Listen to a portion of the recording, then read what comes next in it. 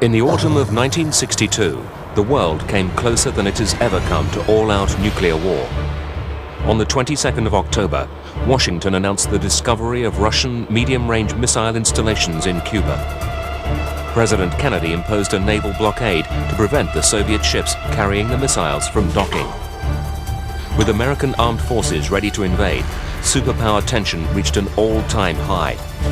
In Britain, the V Force's well-practiced procedures were swinging into action. Bomber bases were sealed off by armed patrols and put on maximum alert. Hydrogen bombs were transported to the RAF stations from the top-secret storage facility at Faldingworth, north of Lincoln. Each bomb, codenamed Yellow Sun, had a yield of 1 megaton. In layman's terms, the equivalent TNT loaded on a goods train traveling at 50 miles an hour would take 6 hours to pass by. Bomber Command, with its force of 140 aircraft, had the striking power of tens of millions of wartime Lancasters. Victors at RAF Cottesmore, Honington and Wittering were armed and stood combat ready for a period of 3 days. These aircraft were poised to fly in groups of 4 to dispersal airfields dotted all over the UK. The RAF had adopted this policy to reduce the risk of Britain's second strike capability being knocked out by a surprise missile attack. The decision to disperse the V-Force was the Prime Minister's. As it turned out, this order was never given.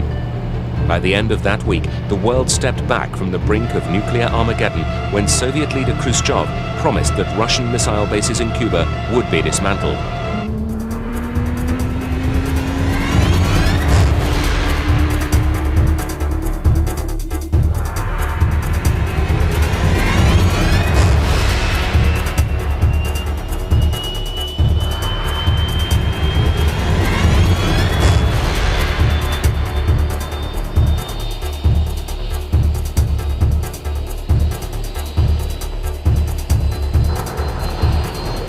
By this time, the V-Force had been operating for 6 years, and in that time had become an extremely efficient organization. Crews were constantly tested in training exercises. Twice a year, the code Mickey Finn would be issued, and the whole of the V-Force would disperse and stand by at 15-minute readiness. In the event of early warning radar detecting a Russian nuclear strike, V-bombers on bases from the north of Scotland to Cornwall would take off in quick succession.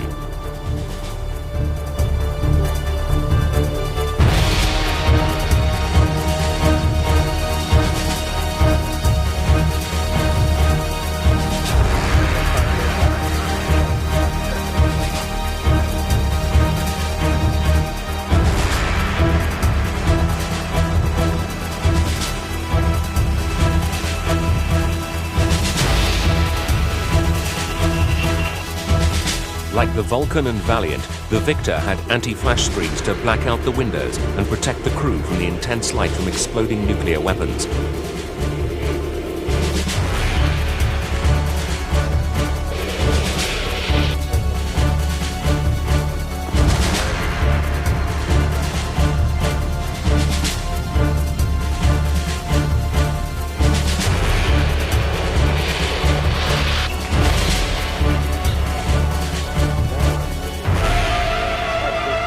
Climbing to a cruising altitude of 56,000 feet, the bombers would fly carefully pre-planned routes contrived to evade Soviet defenses for the longest possible time.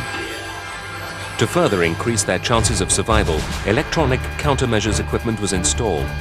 This worked by emitting radio interference or noise. The Soviets placed great emphasis on controlling their fighter operations rigidly from the ground.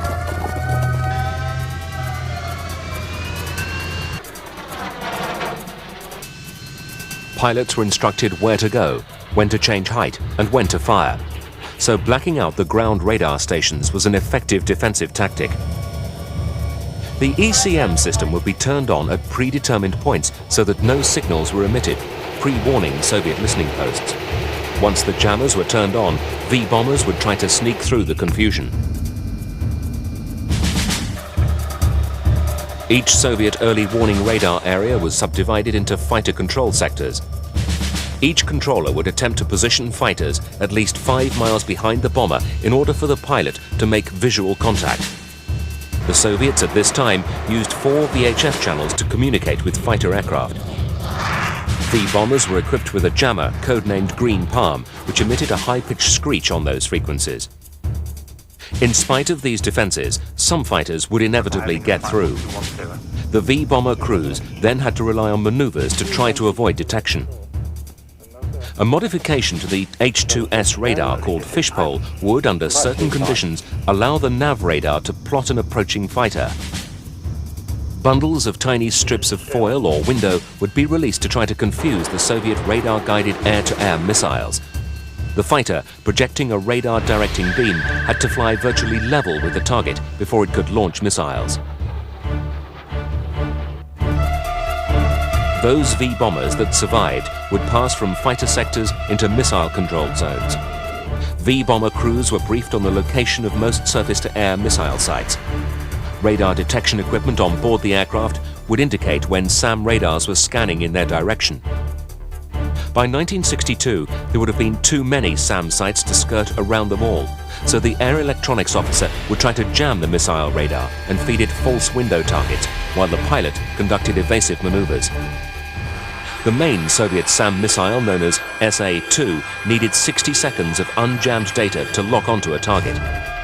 Any 15-second period of effective jamming within that minute probably would have been enough to avoid destruction. The V-bombers that successfully penetrated these defenses would by now have split up to fly towards their respective targets.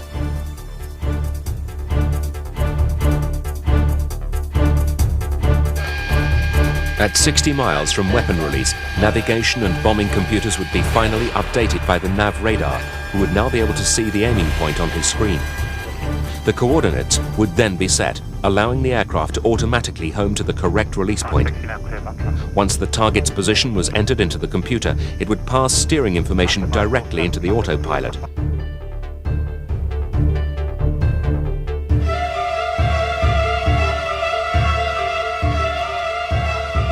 Just before the bomb release point, bomb doors would automatically open. As the bomb fell, the bomber would have just over 1 minute to get clear. The escape maneuver employed was one devised by Vickers test pilot Brian Trubshaw. It necessitated a maximum rate turn through 180 degrees before departing on a reciprocal heading at full power. This called for a high degree of skill, as too slack a turn would be useless, as all anti-flash measures assumed that the aircraft was tail-on to the blast. After this, crews were expected to try to get home. They were even given return routes, which were every bit as detailed as the outbound legs. Had this horrific scenario ever become a reality, however, there would be little or nothing for the bomber crews to return to. In the end, if a nuclear exchange ever occurred, the whole reason for the V-Force existence would be nullified. But to form an effective deterrent, the V-Force had to be an elite unit, with aircraft at the cutting edge of technology and highly trained men permanently prepared for action. And we didn't honestly believe that we were ever going to go to war and drop this weapon. We believed that because we trained hard and made it obvious that we were training hard, we were dedicated and we were ready to go, that in the end we wouldn't have to do it. And if we did, I mean, we had failed, and even though there is a possibility we might have survived our mission, none of us would want to think about what would happen after that, because we'd have no homes to go to, no families, and really no life. So not only had we failed, but the world had failed.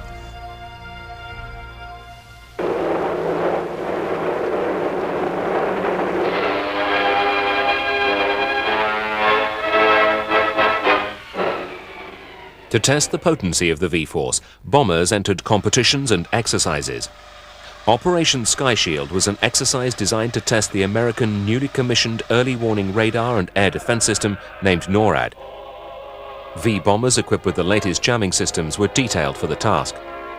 Flying at 56,000 feet above SAC B-52s and B-47s, simulating an attack at medium level, the V-Force aircraft penetrated unscathed.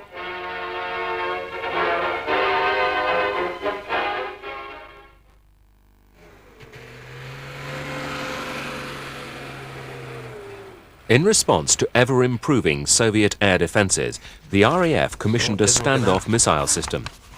This would allow V-bombers to release their nuclear weapons some distance away from the target and so reduce the likelihood of the bomber being shot down en route.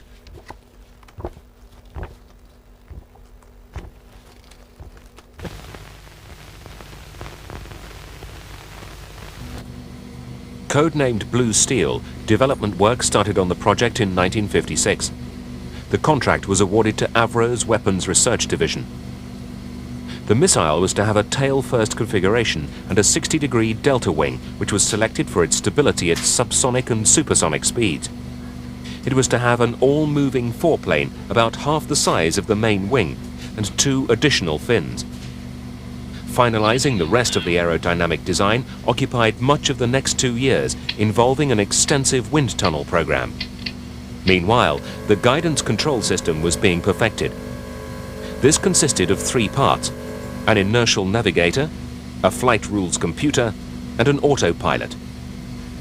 The inertial navigation system decided upon in 1954 showed considerable forward thinking. It was the only method of guiding the missile precisely without help from the ground and without sending out radar emissions. The general principle was that the inertial navigator computed the present position of the missile, the flight rules computer determined its flight plan, and the autopilot signaled the necessary control movements to obtain the required flight path. The navigation system also contained a homing computer which analyzed information about the missile's present position and velocity. Airborne trials in Australia proved the system's accuracy, with missiles regularly landing within 100 meters of the aiming point. Blue Steel was to be powered by a Bristol Siddeley Stentor rocket engine, which would send the missile up to 70,000 feet at a speed of Mach 2.5.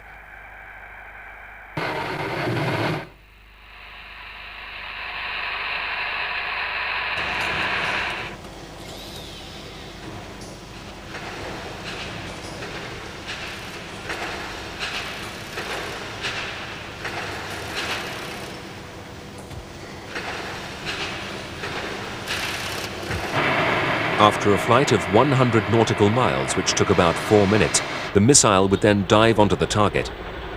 One of the biggest problems that had to be surmounted was marrying Blue Steel to the aircraft that were to carry it operationally, the Vulcan B-2 and the Victor B-2. The missile had to be compatible with both of them.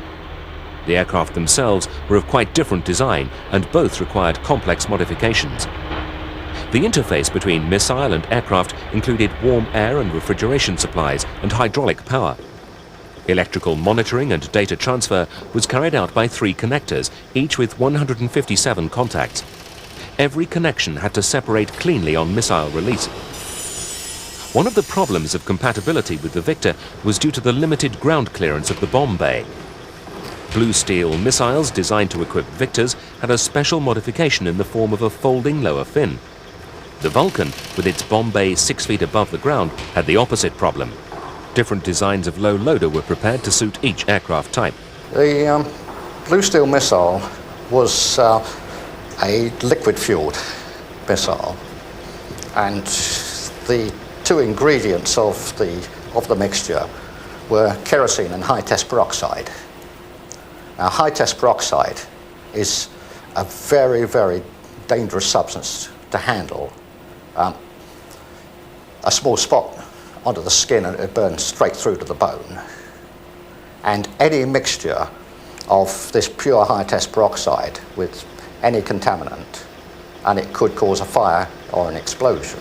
If we landed away from our home base, we had to monitor every hour the temperature of this particular, of the high-test peroxide particularly, and if this started to rise because it got a small amount of contamination in it, then we had a very short time to unload this into a ditch or a prepared area, which we would only land at bases with a fueled missile where they had a prepared area. But it took literally millions of gallons of water to be mixed with this, to disperse it, to stop it being dangerous as you unloaded it. And you had to be dressed head to foot in protective PVC clothing, and it was not a procedure that we liked at all.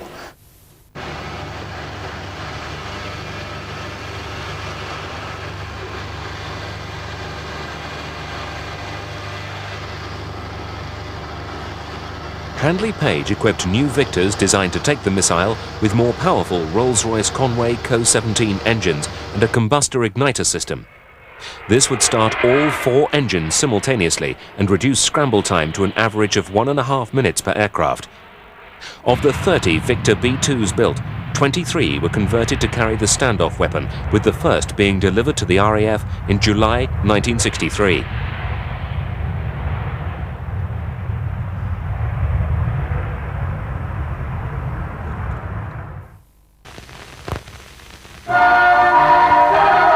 In 1947, Handley Page's tender submission was accepted.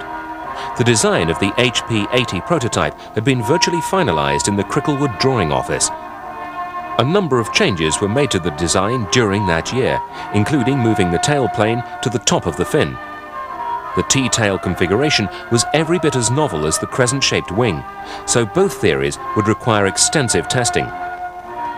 The Ministry of Supply authorized the building of a 1/3 scale manned research aircraft to test HP-80's aerodynamic characteristics.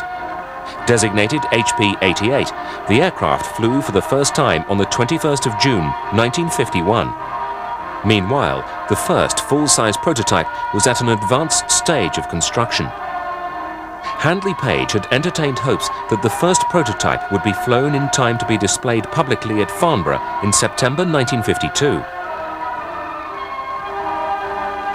During the preparation for the maiden flight, however, a number of technical setbacks beset the Victor project. To complicate matters still further, the Ministry of Supply deemed the company's airfield at Radlett to be too small to allow an adequate safety margin. This meant the prototype had to be dismantled and transported by road to Boscombe Down.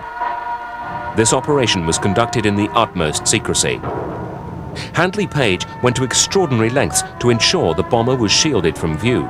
A framework was built on the transporter, which was then covered with a white tarpaulin. The idea was to make it look like the hull of a boat.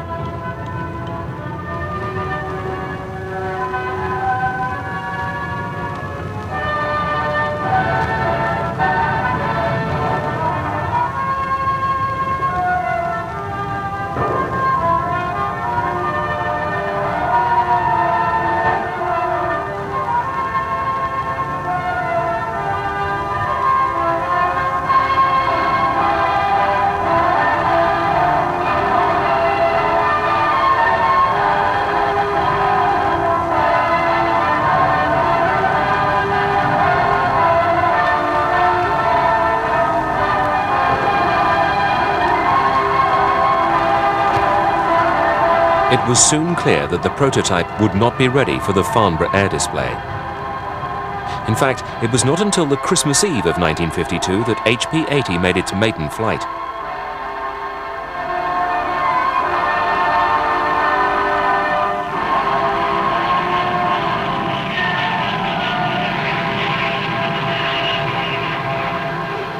As the Handley Page Victor takes the air, we see a new shape rise in the sky. At all speeds near the ground, the crescent-winged aircraft controls easily enough to please the most exacting pilot. While at takeoff and landing, the attitude is normal enough to reassure the most conventional. These are important factors when pilot familiarization is considered. No small crescent-wing trainers are needed.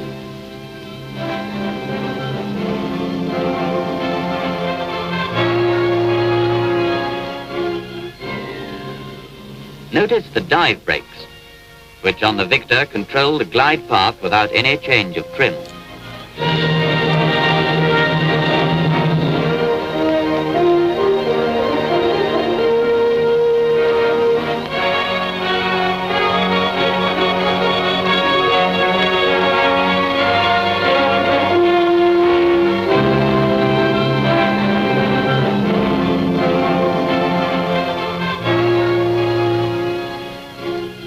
Now the Victor comes into land, and one of its most important features comes into play. With hands off the controls, the pilot brings it in on the approach. It flattens out and lands without the pilot touching the controls. An amazing and almost unbelievable characteristic of this crescent-winged aircraft. In most aircraft, just before touchdown, the ground cancels out the downwash effect of the tailplane. The pilot has to make compensating control movements to counteract this. The Victor's high-set tailplane, however, eliminated this effect almost entirely. The aircraft's structure was just as unique. The wings were of a sandwich construction with a corrugated aluminium core, giving them considerable strength for their weight. Control surfaces operated through electrically actuated hydraulically powered control units. Engines were buried in the wing roots in engine compartments large enough to accommodate the more powerful power plants envisaged for later Marks. Handley Page also employed revolutionary spot welding techniques to attach the outer skin to the core of the wing.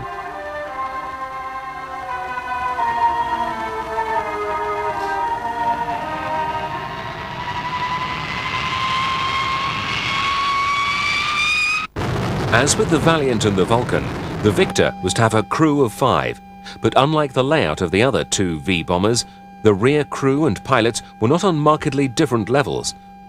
The crescent-shaped wing joined the fuselage well forward, allowing the weapons bay to be completely unobstructed. This took up most of the fuselage and was almost twice the size of that of the Vulcan.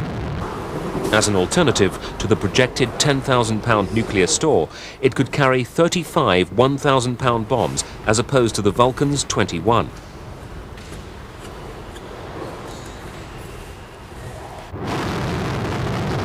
The prototype flight test program proceeded on schedule. High-altitude maneuvering trials in 1954 revealed good handling characteristics in steep turns at speeds of up to Mach 0.85. On the 14th of July, the prototype was involved in a series of high-speed, low-level runs over Cranfield Aerodrome. During one of these, disaster struck. The tail assembly started to flutter, and seconds later, the tailplane broke away, causing the aircraft to dive into the ground. The crew were killed in the crash. The cause was later attributed to fatigue failure of 3 bolts which joined the tailplane to the fin. The joint and tail were stiffened on the second prototype WB-775, and the first 25 production aircraft, which were now under construction, were fitted with a 4th bolt. The first of these flew in February 1956. The following year, the Victor became the largest aircraft in the world to break the sound barrier. Like the Avro Vulcan, the Victor was found to be capable of performance and aerobatics that belied its size. At Farnborough, it performed slow rolls, loops and rolls off the top. Avro and Handley Page always thought there would be a fly-off between the Vulcan and the Victor. This led to intense competition between the two companies. Both aeronautical firms could ill afford to lose the production contracts. When the two companies were getting their heads together, they're both facing similar problems, and they decided to have a meeting at Cricklewood, the home of Handley Page, to talk about common problems. When the meeting had started, there was a phone call, and the senior Avro man was called out, and he came back and said that one of his bosses, Sir Roy Dobson, was on the telephone and would not allow the meeting to continue, and they were not to talk to Handley Page, and they were to come back north as soon as possible. In terms of performance, both aircraft met the required specifications. The Victor had a longer range and higher ceiling because of its better maximum lift coefficient and lower drag. The Vulcan, on the other hand, had manifestly superior maneuverability and takeoff performance. The Victor 1 was always fitted with Sapphire 7 engines. The developed engine, the Sapphire 9, was cancelled. It was designed mainly for a fighter, designed as a fighter engine, and was cancelled, leaving the Victor always with just 11,000 pounds of thrust. The Vulcan was powered by Olympus engines, which were developed continually and always had more thrust available. The balance between the Victor and Vulcan is illustrated clearly by the Ministry of Supply's inability to choose between them.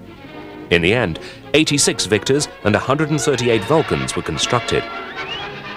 The major design improvement to the Victor B2 concerned the installation of a new power plant, the Rolls-Royce Conway engine, which produced 17,250 pounds of static thrust. The new engine would increase the ceiling altitude of the Victor, improving its chances of survival in a hostile SAM environment. The B-2 also had a greater range, making it a more suitable platform for Blue Steel. The prototype B-2 flew for the first time on the 20th of February 1959. On the 20th of August that year, this aircraft failed to return. The loss of this Victor and its crew heightened the debate on the safety features of V-Force aircraft. During the original design of the Victor, there is a story that goes that the original plan was to have the whole front of the aircraft from the pressure bulkhead forward, make it jettisonable from the rest of the aircraft so that if there was a problem, the entire cockpit would separate from the aircraft. But apparently during testing of this system on a model, the static line between the fuselage and the cockpit was made too short so that when they ran the test, the parachute deployed too soon, with the result that a successful jettison wouldn't have been possible. Because of this, ejection seats were installed at the front and the rear crew had to jump through the crew escape door. In February 1962, the first Victor B-2 Squadron, number 139, formed at RAF Wittering. It was re-equipped with Blue Steel the following year. During this period, Soviet air defense systems were improving rapidly. By 1963, British strategists no longer believed that high altitude would offer any protection to a V-bomber. The Soviet missiles were arranged to provide overlapping cover at height. At low level, however, there were large gaps in the radar screen. Tests with Blue Steel proved that the missile was just as effective released at low level as it was from high altitude. That year, the decision was made. Victors and Vulcans, repainted in green and grey camouflage, began low-level training. The strike force then had one purpose, that was deterrence, to make it known that we'd go to war if that was required. And to that end, we trained in our particular role with the Blue Steel missile. That was to fly low level, 250 feet, to get under the enemy radar and to fly across terrain that was as rough and as near to what we could expect to get when we approached the target. Therefore, a lot of our training, of course, was done in Canada, across the northern part of Canada, out of Goose Bay, Labrador, and across the snowy wastes. For the aging Vickers Valiant, however, the stresses imposed by low-level flying were to prove too much. During 1964, fatigue fractures were found in the rear spar of one aircraft. Inspections on the rest of the fleet revealed similar problems. The 6 Valiant squadrons still serving with the RAF were withdrawn at the end of that year. Together with the bomber squadrons, the Valiant tanker force were also prematurely retired. Their sudden demise left the RAF dangerously exposed without air-to-air refueling facilities. To fill the gap, the Victors of 55 Squadron relinquished their bombing role in March of 1965 and were fully operational tankers by June. All through that year, the Handley Page Works at Radlett proceeded with further tanker conversion work. Another role vacated by the Valiant was that of reconnaissance. The Victor SR-2 was introduced in 1966 to fulfill this need. The Victor was particularly well equipped for that. If I can give you an example, to do a shipping count in the Mediterranean, that's not identifying ships, that's on radar, locating every ship that's out in the Mediterranean. One Victor could do the whole Mediterranean in a 7 to 8 hour flight. There is no other system at the time, until the satellites started coming along, that could do that. And then, knowing the position of the fishing fleets, etc., we would work in conjunction with maritime aircraft, Nimrods and Shackletons. And if they were looking for a particular set of ships or ship, they knew from our general plot which ones they could eliminate and where to go to make a positive identification of whatever shipping they were looking at. So the Victor, with its high level, I mean, it did that sort of run at 45,000 feet.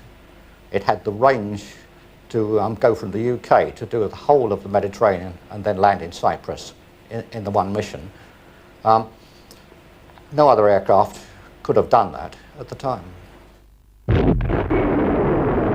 The Victor gave up its strategic deterrent role in 1968 as the Navy's Polaris submarines came into service. Refueling operations with the converted Victor B-1 aircraft had revealed the requirement for converting the B-2 variant. Its longer range, increased power and greater fuel capacity would allow tanking to be carried out from airfields at high altitudes and in hot climates. It was originally planned that Victor K-2, as it would be known, would enter service in 1973. The collapse of the Handley Page Company in 1970 delayed the conversion. Ironically, the work was carried out at the former Vulcan factories at Chadderton and Woodford near Manchester. The primary role of the Victor was in support of fighter aircraft for the interception of intruders into UK airspace. The Lightning, for example, though a potent fighter, had a very limited range and relied heavily on air-to-air refueling to be effective.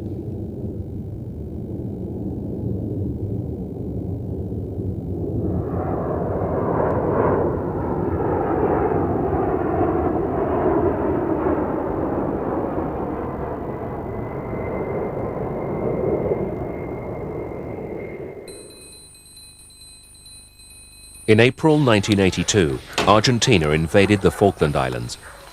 The nearest operating base available to the RAF was Wide Awake Airfield on the island of Ascension, 3,375 miles away from the Falklands.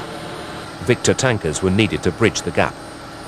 Aircraft from 55 and 57 squadrons, as well as 232 Operation Conversion Unit, were tasked to support the British task force. Victors were also converted for maritime radar reconnaissance. Cameras were installed and improvements were made to the radar and long-range navigation systems. By the 29th of April, almost the entire Victor fleet was based on Ascension. The first task involved 4 Victors patrolling an area to the north of South Georgia. The information gained during one sortie, which took over 14 hours, helped make possible the retaking of the island by British troops.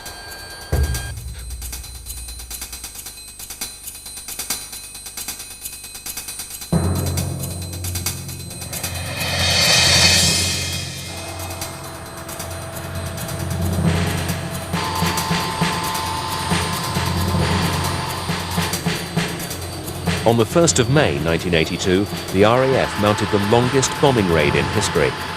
The mission, to bomb Port Stanley Airfield 8 hours flying time away, was logistically extremely problematic. It would involve a Vulcan bomber and 11 supporting Victor tankers. All refueling rendezvous would have to take place at night, and 18 would be needed to refuel the Vulcan and the Victor tankers themselves.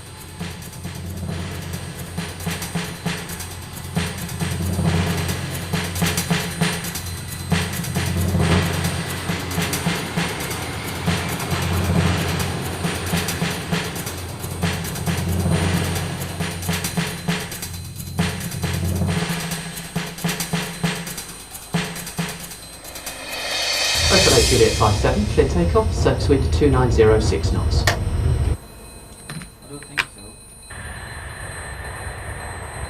There were 5 Black Buck missions in total, with 500,000 pounds of fuel being transferred in each.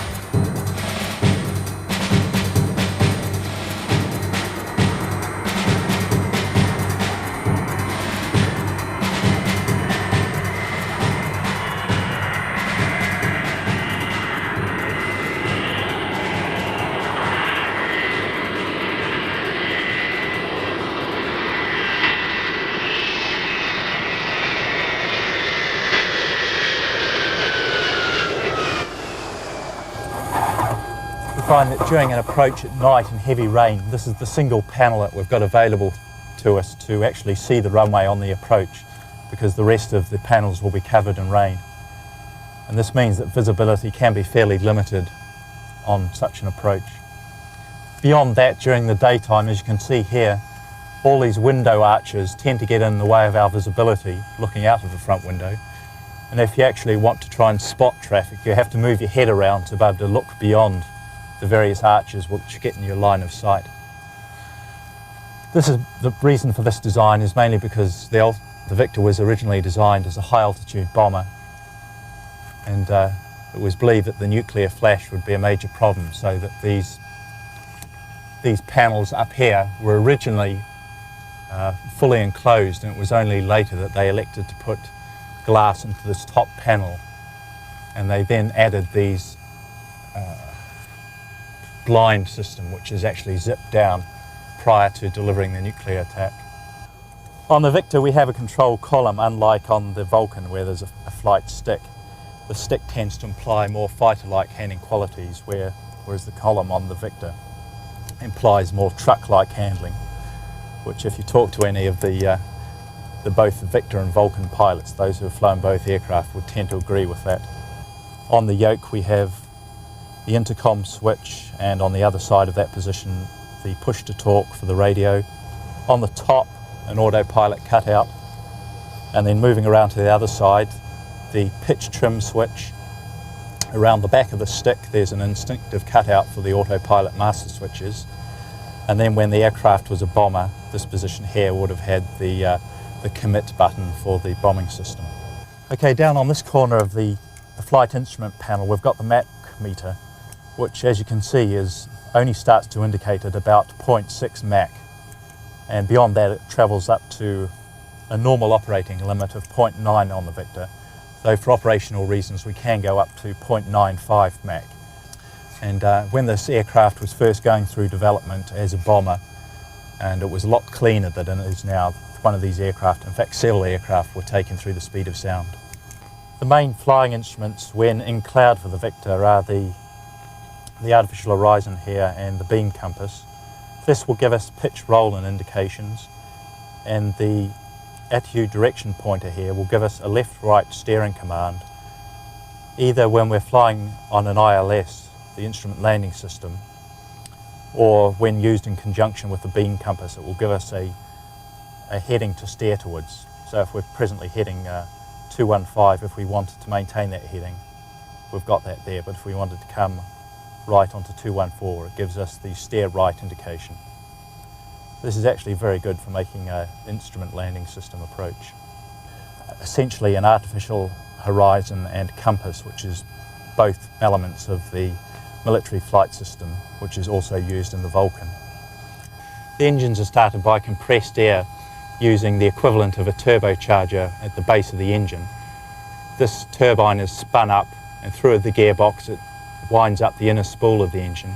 This then draws air through the outer spool, and once a certain RPM is achieved we open the high pressure fuel cocks to introduce fuel to the engine. The spark is already going as part of the start cycle, and then the flames ignite in the combustion chamber, and the engines accelerate up to a self-sustaining speed of about 38%, and then wind up to the idle speed of about 46 to 49% RPM. The normal start cycle takes 30 seconds using compressed air from the auxiliary airborne power plant, which is a small gas turbine down in the right-hand wing route, from a ground-based STAD or Palouse system, which is essentially a compressed air source outside of the aircraft. And then the combustor start, which is a throwback to the days when the aircraft was a bomber. We could achieve a rapid start by selecting combustor, selecting all of the switches on with the ignition on, and by pressing this button, and with the high pressure fuel cocks already open, the engines could start within 15 seconds.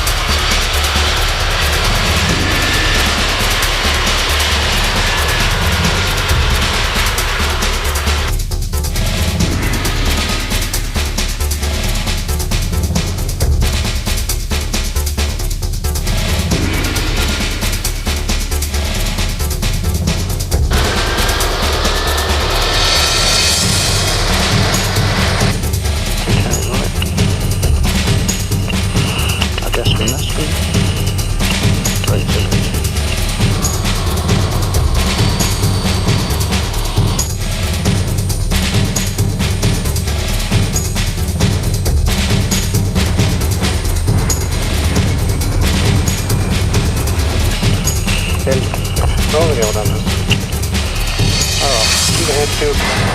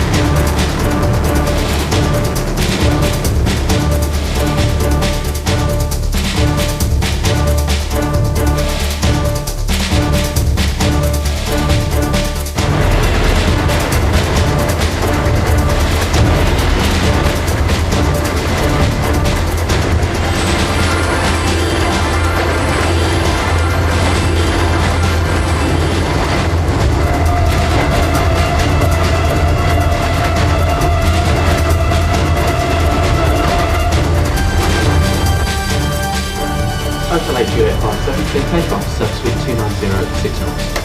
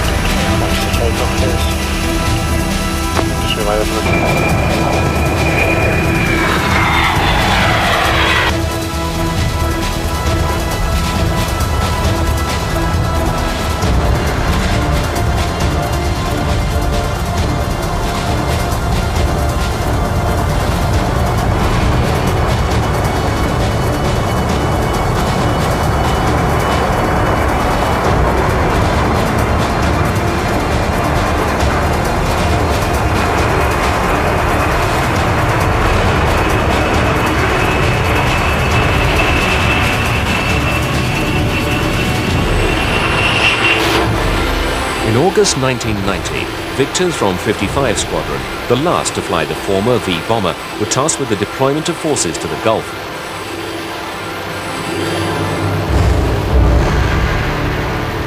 In December, after ground training was complete, victors supporting Jaguar and Tornadoes began flying. It became apparent that the initial plan to limit the Victor support to the RAF was impractical. Eventually, victors refueled all types of aircraft from the UK, US Navy and Air Force, as well as Canada and France. Sorties were flown into the heart of hostile territory. To ensure that all contingencies were met and that fuel was available for aircraft returning from missions, all victors carried maximum fuel loads.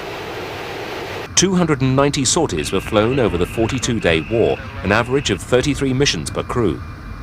In spite of very poor weather and maximum takeoff weights eroding the aircraft's fatigue life, the victors successfully completed every single sortie they were tasked to do.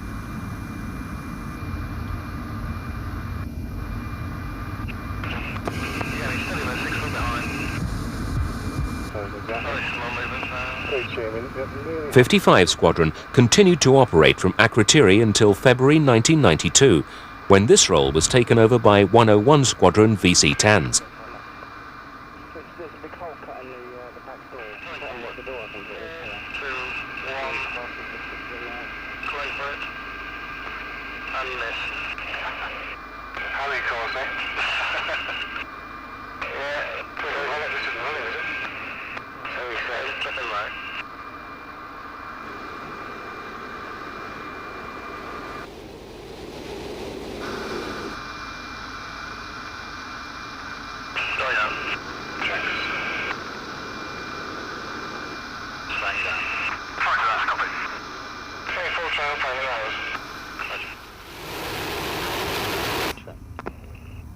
17 miles, 3 begin.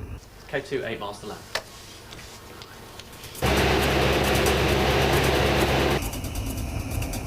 I think this is time. The last Victor returned from the Gulf in September 1993 in preparation for the squadron's official disbandment. 55 Squadron holds the record for flying a single aircraft type for the longest period, from the Victor B-1 in September 1960 to the Victor K-2 in October 1993. Stick. Judy, 5-6 on. Good shoot. 5-6, Roger, good shoot, drop and ready.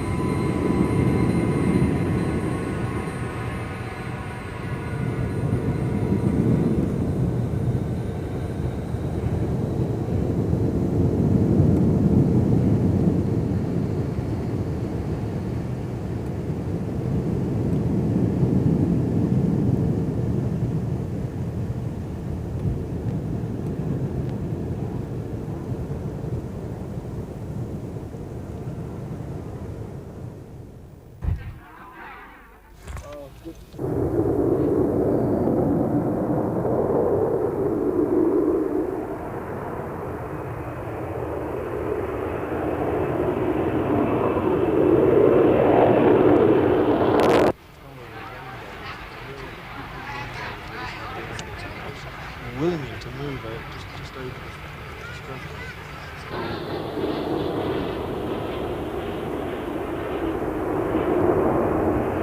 Tag on that. So the technology is so cheap.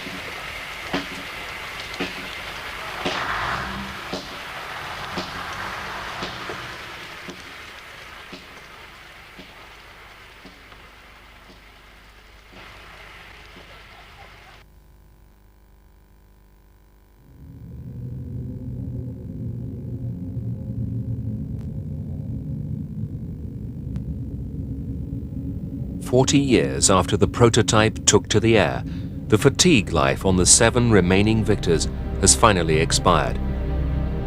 This type's demise marks the end of a generation of British aircraft that set new standards in design, aerodynamics, and manufacture. Sadly, the Victor's decommissioning also represents the end of any flying reminder of the V-Force.